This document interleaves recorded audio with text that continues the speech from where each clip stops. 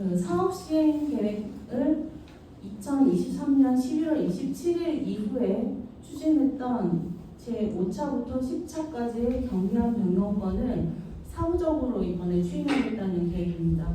사업 시행 계획 변경에 추진된 경미한 변경 사항에 대해서 근본총회에서 보고하고자 한다. 그러니까 이미 변경은 다 이루어진 겁니다. 24년도부터 25년에 걸쳐서 다 이루어진 거고, 그 이루어진 사항들은 다 관련 법령 및 인가조건의 범위 내에서 이루어졌다라고 하면서 조합원 여러분의 이해와 신뢰를 제고하기 위하여 근본총회에서 추진받고자 한다, 이렇게 설명을 하고 있습니다.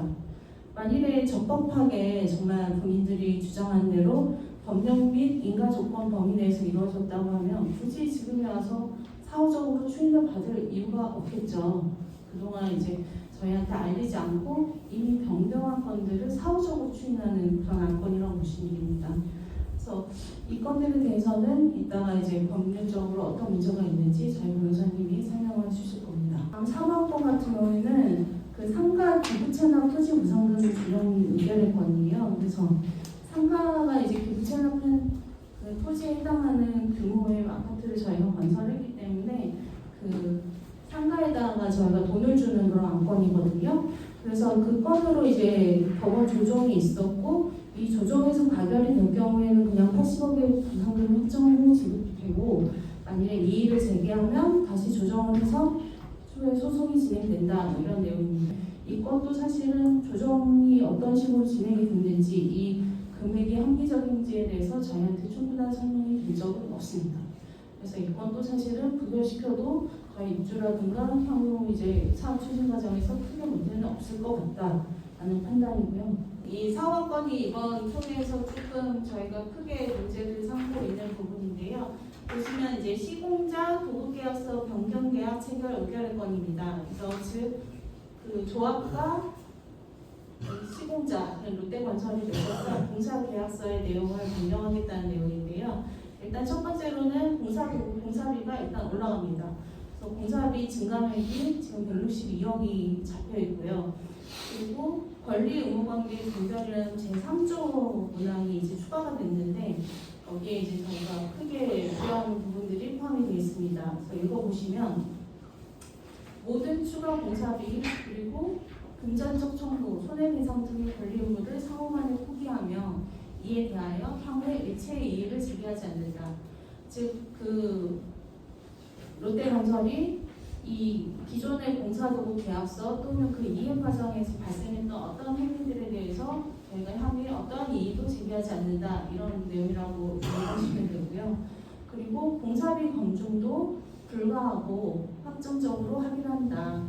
그러니까 향후에 저희가 이제 최근에 재건축 단지들에서 공사비 관련된 이제 분쟁이 좀 커지다 보니까 부동산론을 통해서 공사를 검증하는 과정을 거치는 단지들이 굉장히 많습니다. 그런데 그런 검증 과정을 이제 못하도록 하는 그런 조항이고요. 그리고 이에 대한 어떠한 형태의 검증 조사 확인 요구 또는 이의 제기를 일절할 수 없다, 이런 내용이 들어가 있습니다. 공사비 검증을 못하는 것까지 이해를 하는데 검증 조사 확인 요구 또는 이의 제기도 못하도록 한다. 좀 상당히 저희가 봤을 때는 이렇게까지 하는 이유가 뭘까라는 생각이 좀 드시죠. 그리고 또 4조에 또 신기한 조항이 있는데요. 보시면 이 변경계약서는 갑의 대표자, 즉 조합장이나 조합 임원 등의 변경 또는 의뢰 대표자 변경 시에도 그 효력이 영향을 받지 않는다. 간단히 말씀드리면 조합장이 이제 바뀌어도, 그러니까 저희가 지금 유동성 조합장은 설사 해임을 시킨다고 하더라도 이 조합은 그대로 유효하다라고 보시면 됩니다. 그래서 저희가 만일에 이 계약을 맺은 조합장이 제대로 된 업무를 수행하지 않았다라고 판단해서 이제 해임총회를 거쳐서 해임을 시키더라도 다음에 온 조합장은 이 계약서에 영향을 받는다라고 보시면 됩니다. 5한 건은 그 저희 정비사업 업체 있지 않습니까? 화성이라고. 그 화성업체한테 관리처분 계획 변경에 따른 인센티브 7억 5천을 지급하겠다는 그런 내용입니다. 그래서 보시면은 관리처분 계획 수립 총회 완료 시에 이제 2억 5천을 지급을 하고, 관리처분 계획 인가 시에 이제 또 5억 원을 이제 지급을 해서 총 7억 5천. 굳이 왜 이들에게 이렇게 많은 인센티브를 줘야 되는지에 대해서는 충분한 설명이 필요할 것 같습니다. 이제 관리처분 계획의 변경인데요. 보시면 이제 관리처분 계획상에 그 저희 종전 평가 금액과 그리고 이제 사업비를 제외하고 이제 비례율이 바뀐 것을 보실 수가 있습니다. 그래서 종전에는 저희가 아파트의 경우에는 110.45%의 비례율을 가지고 있었는데 지금 113%로 한 2.5% 정도 상승이 됐습니다. 비례율이 올라간다고 하는 것은 그 사업성이 좀 더 좋아진다라고 보시면 되고 그에 따라서 이제 저희 환급금이 세대당 2천만 원 정도 이제 발생을 한다. 이렇게 조합을 설명을 하고 있습니다. 그리고 좀 상가 같은 경우에는 비례율이 상당히 많이 올라갔는데요. 그 종전에 113.74%였는데 지금 127.21%입니다. 이렇게 올라가게 된 그 내용을 들여다보면은 저희가 이제 일반 분양했던 것들이 그 예상했던 것보다 좀 더 이제 비싼 분양가로 이제 분양이 됐고 상가도 마찬가지고 이 효과가 제일 컸고요. 그 외의 것들은 이제 공사비 증액이라든가 이런 것들도 같이 포함이 되어 있습니다.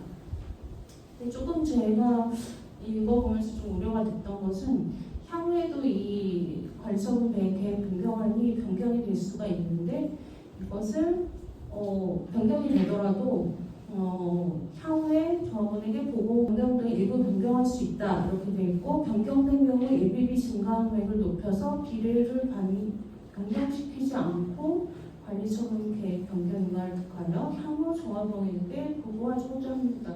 이런 내용이 있거든요. 그래서 굳이 또 향후에 또 변경될 수 있다라는 또 여지를 남겨두고 또 끝나고 있습니다. 그래서 이 비례율이 사실은 확정적이지 않다라는 의미로 저는 해석을 했고요. 그리고 많은 분들이 이제 우려하고 계시는 또 도면이 또 나옵니다.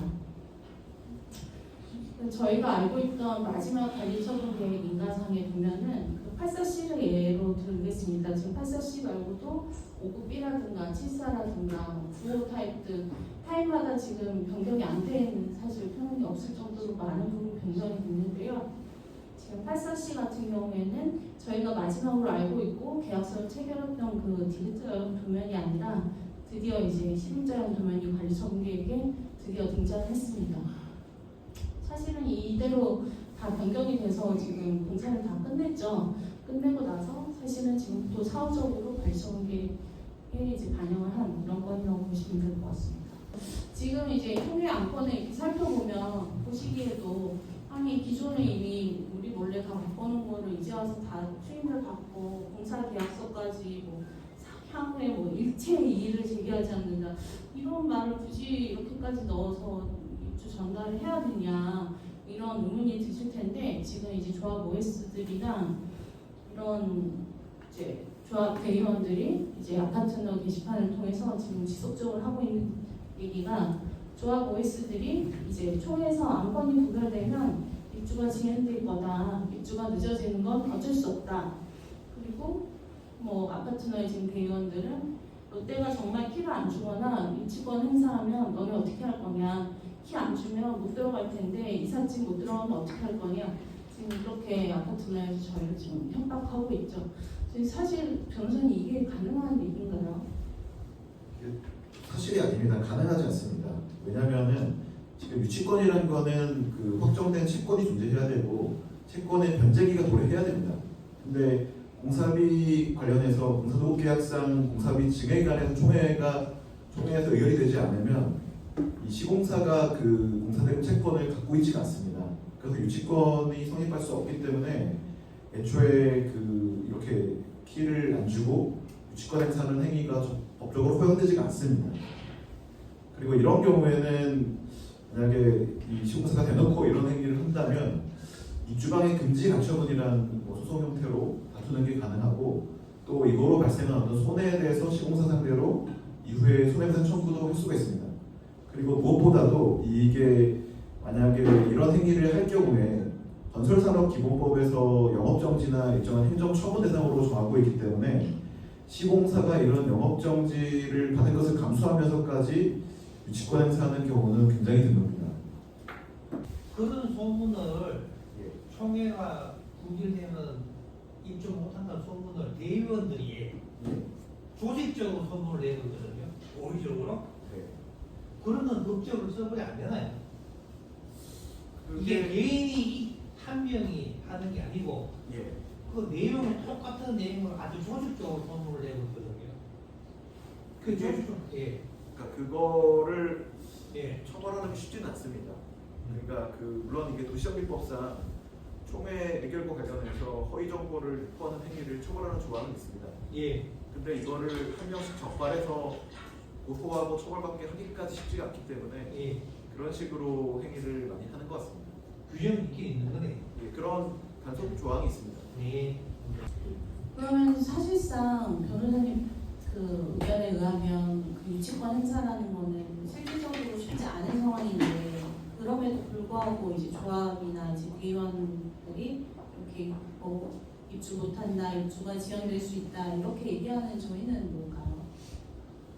그 정도로 다급한 거죠. 지금 그러니까 이 공사 대금을 어떻게든 더 올리지 않으면 사실 뭐 제가 이런 건설 관련 사건을 많이 하다 보니까 시공사 관계인들도 좀 아는데 대부분 진짜로 공사비 많이 올라서 공사했는데 적자 나서 파산하게 생겼다 뭐 이런 얘기를 하더라고요. 근데 처음부터 사실은 그런 것들을 조합원들한테 고지하고 이렇게 계약을 해서 했으면 되는데 그걸 하지 않고 있다가 이제 와서 이걸 뒤늦게 수습하려고 하다 보니까 이렇게 좀 무리수를 던지는 게 아닌가 조심스럽게 의심을 해봅니다.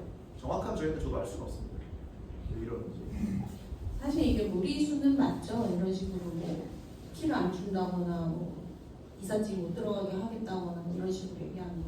그렇죠. 그러니까 그래서 사실 지금 저희가 내용 증명을 롯데건설에 보낸 상태입니다. 이게 과연 이 롯데건설의 공식 입장이냐, 공식 입장인지 여부에 대해서 회신을 달라 했거든요. 그래서 만약에 공식 입장이라 그러면 행정처분 대상이 될 수 있습니다. 그래서 아마 회신을 안 하거나 공식 입장이 아니라는 취지로 회신하지 않을까 예상은 하고 있습니다.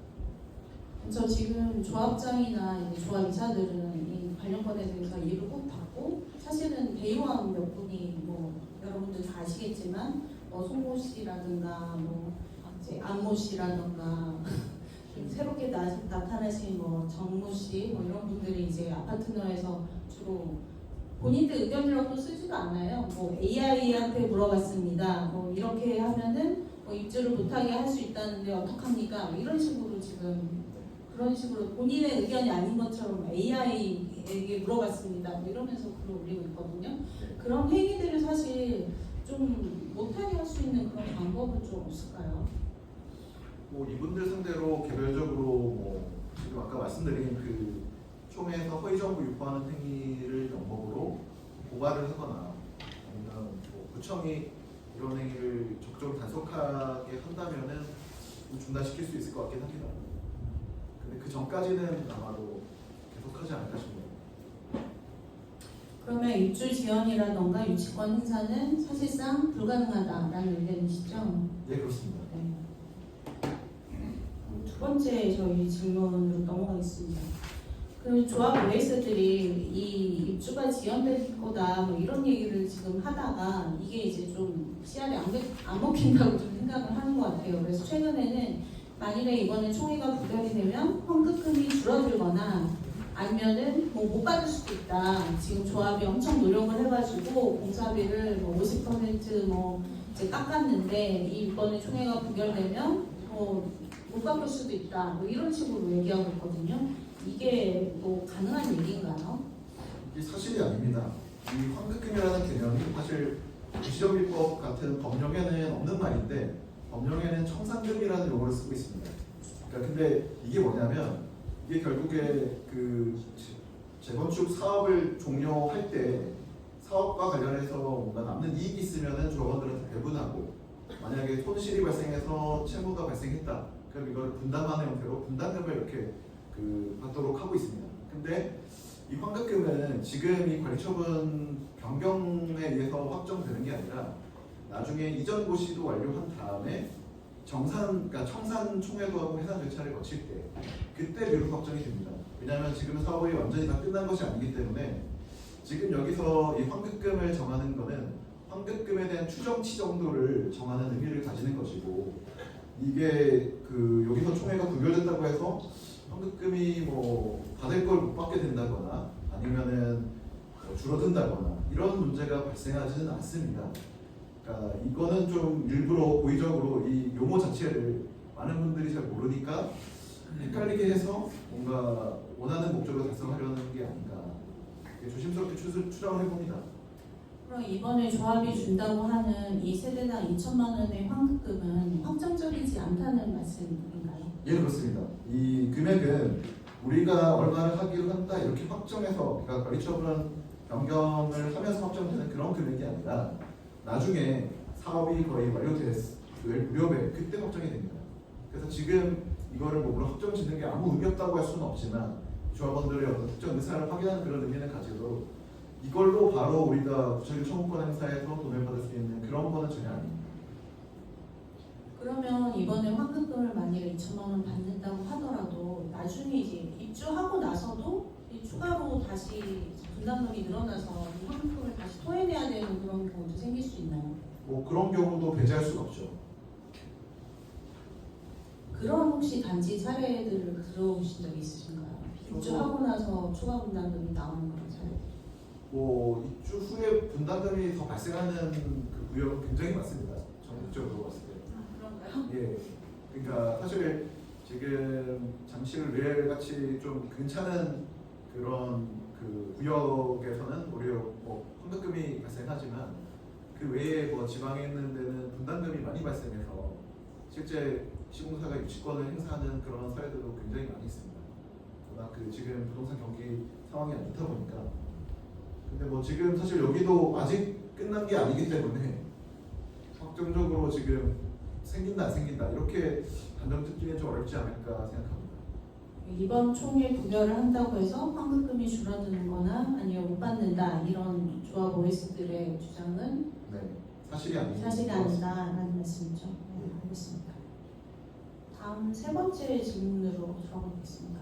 지금 조합 OS들이 이제 총회에 참석하겠다고 해도 총회에 지금 1,000명 넘는 사람들이 와가지고 너무 혼잡할 것 같으니 서면을 제출을 해라. 서면이 뭐 안 거치면 총회가 이루어지지가 않는다. 뭐 이런 주장을 하고 있거든요. 이게 사실인가요? 사실이 아닙니다. 이 올해 서명 결의서는 총회 당일에 참석 못하시는 분들을 위해서 미리 이렇게 투표권 등을 행사할 수 있도록 하는 제도고 아마도 이런 식으로 계속 유도하는 이유는 미리 그 결과를 예측해서 거기에 맞게 조치를 하려는 게 가장 큰 목적일 것 같고요. 또 두 번째로는 이거에 그러니까 서명 결의서를 미리 압도적으로 많이 받아놓으면은 당일날 투표하시는 분들이 투표를 해도 의미가 없어지기 때문에 그러니까 가결을 이끌어내기가 좀 더 용이합니다. 그리고 결과를 미리 알기 때문에 총회에 만약에 서명 결의서가 일정 수 확보가 안 됐다 그러면 아마 연기할 겁니다.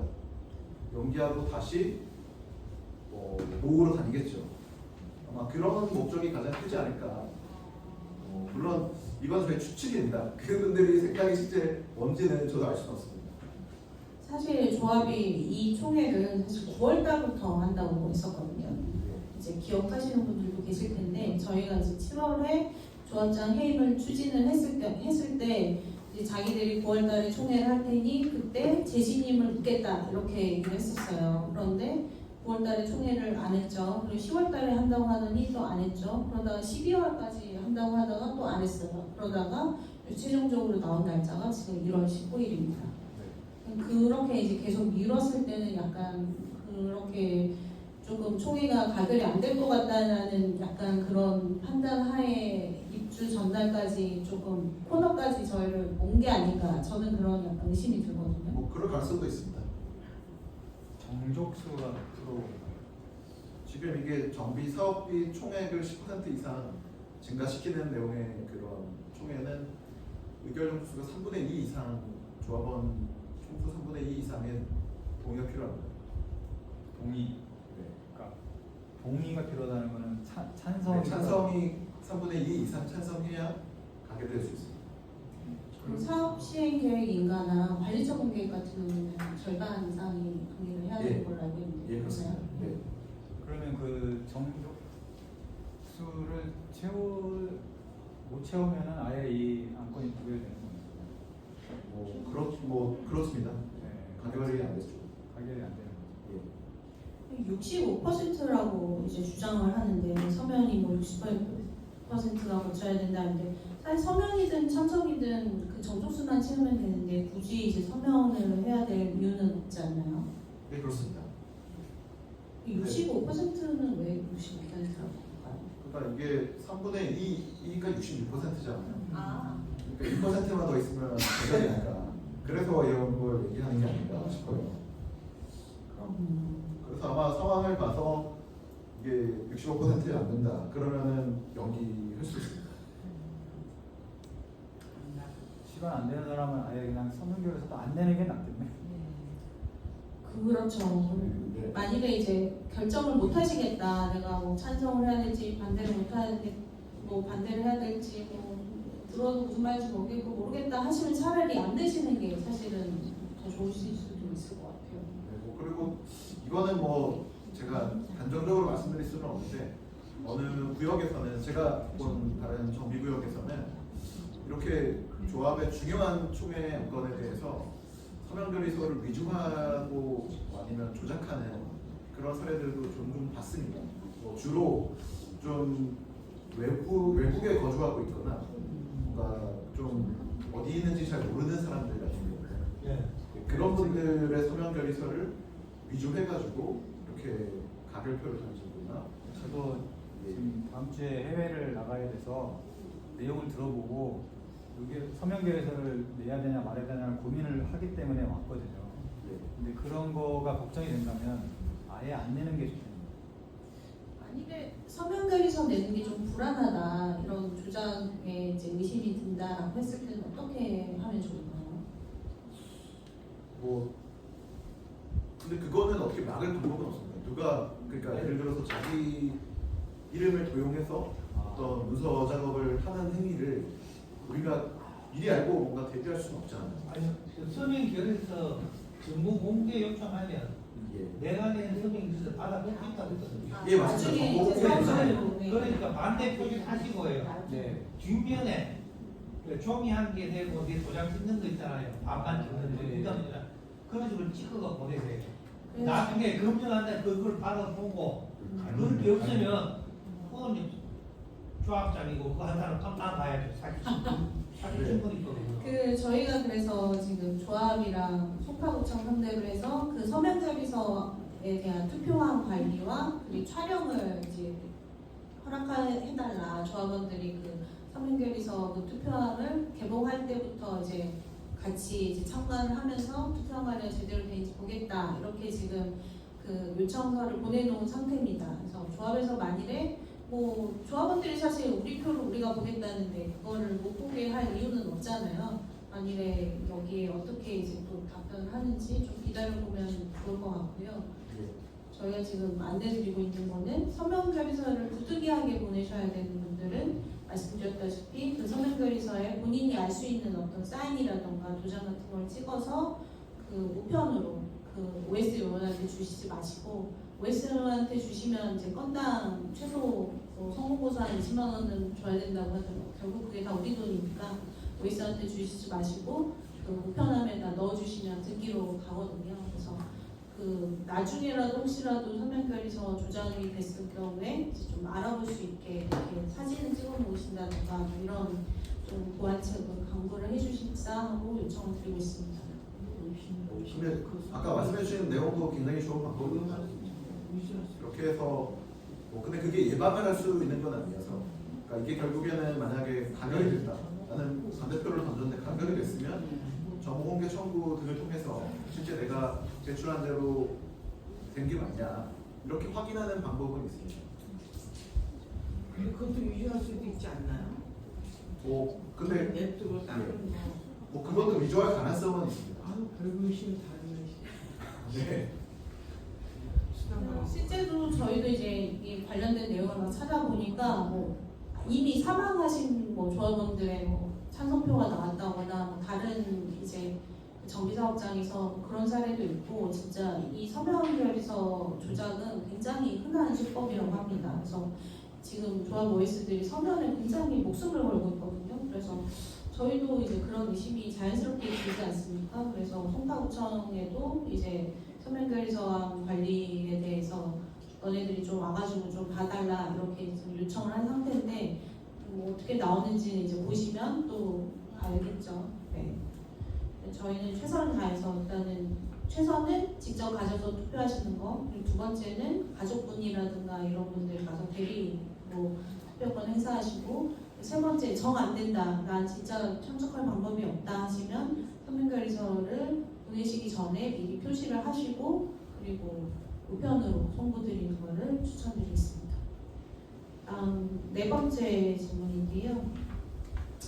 이게 이제 가장 중요한 사실 질문이라고 보여지는데, 이번에 이제 총회가 부결되면 뭐 입주 못할 거다, 뭐 이삿짐을 못 넣을 거다, 뭐 키를 안 줄 거다, 뭐 이런 얘기들만 이제 들리는데, 그게 이제 사실이 아니라고 이제 저희 뭐 변호사님도 말씀하시고 저희도 이제 그건 말이 안 된다라고 생각하고 있지만, 만일에 그러면 가결이 된다고 하면 저희한테 어떤 일이 벌어질지 물어보시는 분들이 많거든요.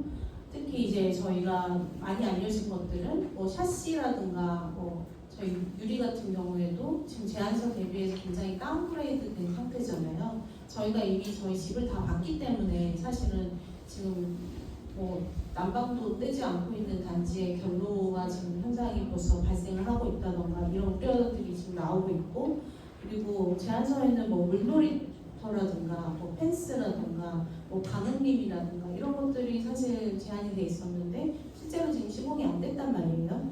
그리고 뭐 5급이나 84C나 9호 같은 경우에는 도면도 다 무단 변경이 되었는데, 이런 것들을 지금 사업 시행 계획에서 경미한 변경에다 넣어서 이제 통과를 시켜버리고, 이런 뭐 무상 가전 같은 경우에도 지금 뭐 예를 들어서 TV는 원래 300만 원짜리 주기로 해놓고서 지금 100만 원짜리가 들어왔단 말이에요. 저희한테는 지금 2025년도 26년이죠 이제 26년도에 찾아보기도 힘든 LED TV가 QLED도 아니고 OLED도 아니고 LED TV가 지금 들어와 있습니다.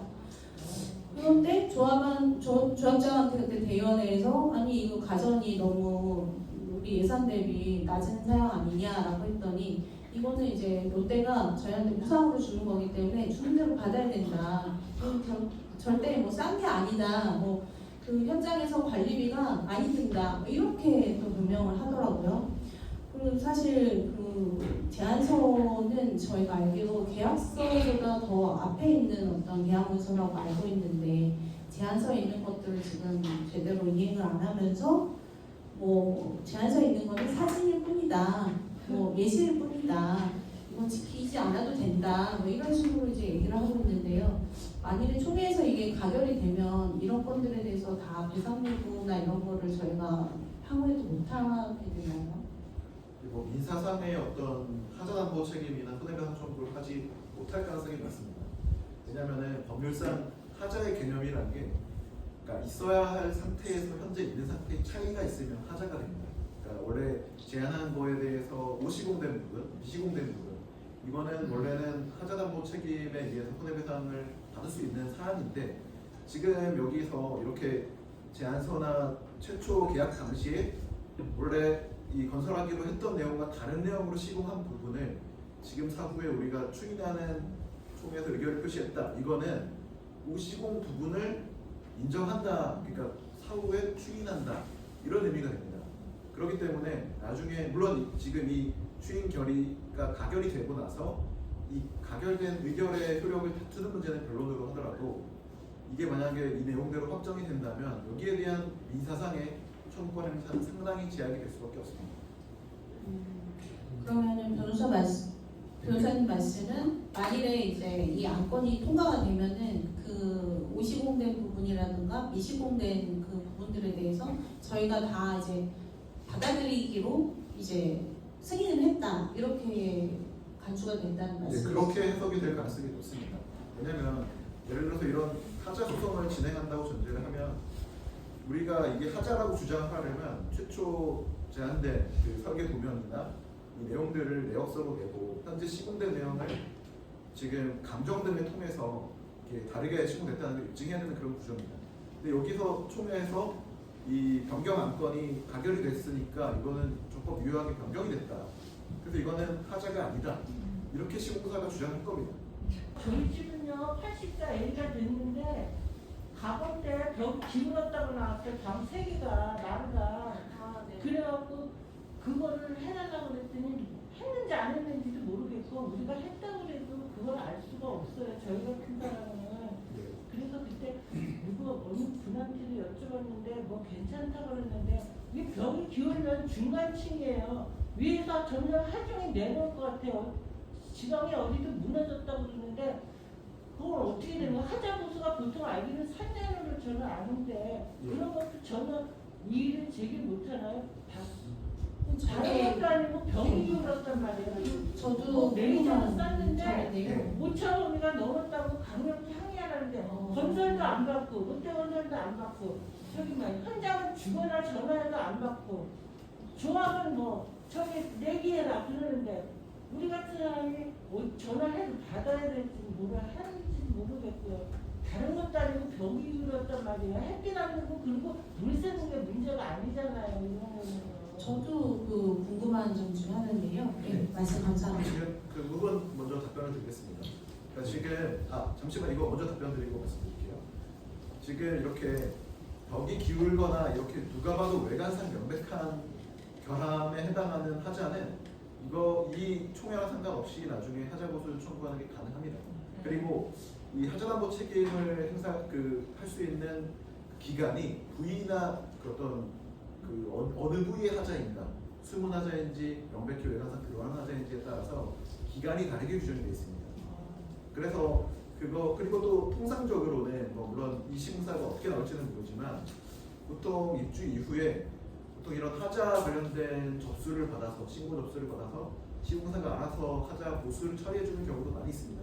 물론 그걸 하지 않으면 제대로 하지 않으면 입주자 대표회의가 나중에 별도로 위임받아서 하자 담보 책임을 추구하는 소송을 제기하고는 하는데, 근데 통상적으로는 시공사 자체적으로 하자 보수가 바로 될 수 있도록 어떤 파견팀을 보내가지고 그 업무를 진행을 합니다.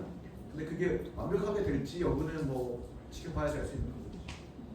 네, 저도 궁금한 게 있는데 저희가 이제 사검을 이미 했지 않습니까? 사검을 했을 때 저도 이제 건설사에서 설계만 20년 이상 한 지인이랑 같이 집을 봤어요. 그런데 전체적으로 이 수직 수평이 되게 안 맞는 거예요, 집이. 말씀하신 것처럼 벽이 기울었거나 아니면 바닥이 이제 수평이 안 맞거나 그리고 샤시가 특히 이제 수직 수평이 안 맞아서 뭐 샤시가 안 열린다. 뭐 이런 집들이 지금 굉장히 많습니다. 그래서 이런 거는 사실 그 개개의 그 집들의 문제라기보다는 어떻게 보면 좀 전체적인 그 하자라고 볼 수 있잖아요. 그런 경우에 이제 저희가 집단적으로 어떤 배상 요구를 하고 싶을 수 있잖아요. 특히 이제 샤시 같은 경우에 저희가 기존 샤시에서 스펙이 바뀌었단 말이에요, 중간에. 원래는 이제 제안서에는 독일산 레아우라고 분명히 써져 있는데 실제로는 그 74 이하는 LX 하우시스가 들어가고 그 이상은 지금 한국산 현대 레아우가 들어갔어요. 근데 그때 스펙을 바꿀 때 그때 당시에 이제 뭐 이사회 이사록 같은 걸 보면 그때 현장 소장도 롯데 현장 소장도 이게 이제 스펙이 맞지 않아가지고 이격이 발생하거나 문제가 있을 수 있다라고 문제 제기를 했었어요. 근데 실제로 지금 입주를 하려고 보니까 뭐 지금 뭐 문이 안 닫힌다 뭐 이런 지금 얘기들이 많이 나오고 있거든요. 그러면 이거를 어떻게 보면 집단 하자 소송 형태로 지금 제기를 할 수도 있을 것 같은데 만일에 이번에 이 총회 안건이 다 가결이 되면 그것도 어려워지나요? 근데 그거는 아까 말씀드린 것처럼 이게 원래 뭐 예를 들면은 그 항상형으로 이렇게 만들기로 한 거를 다른 형태로 이렇게 많이 건설이 됐다. 그러면은 이거는 지금 이 총회가 가결됐을 때 여기에 대한 하자 담보 책임을 추구할 수가 없는데 그게 아니라 명백한 50공 하자. 뭐 예를 들면 이렇게 기울어졌거나 수평이 안 맞거나 이거는 원래 그렇게 하도록 설계가 되어 있진 않거든요, 대부분. 그러니까 기울어지지 않은 벽으로 이렇게 설계하고 시공을 하기 때문에 그런 부분에 대해서는 하자 담보 책임을 행사하는 데 큰 제약이 있진 않습니다. 그러니까 그거까지 배제하는 특약은 무효가 될 가능성이 많아요. 그럼 이런 개별 세대의 어떤 하자 부분에 대해서는 이 총회 안건과 상관없이 받을 수 있다. 하자 그 무수를 그거 받을 수 그 있다. 부분에 대한 하자 담보 책임까지 배제하는 조항으로 해석되기는 어려워 보이긴 합니다. 네. 그런데 이 공사계약서 개정안에 보면은 예. 그 기존 공사도급 계약서 또는 그 이행 과정에서 발생한 모든 이제 추가 공사비, 뭐 금전적인 손해배상, 뭐 손해배상 청구 뭐 이런 것들을 상호간에 다 포기한다 이렇게 돼 있거든요. 그 모든이라는 단어가 조금 그러니까 이게 그래서 좀 약간 법상 무효라고 볼 소지가 많이 있는 조항입니다. 이체 청구권을 배제한다는 취지이기 때문에 그러니까 이 내용 자체로 그런데 나중에 이거를 소송을 통해서 뭐 만약에 법원이 해석을 한다면 이 내용을 좀 제한해서 해석할 가능성도 많이 있습니다.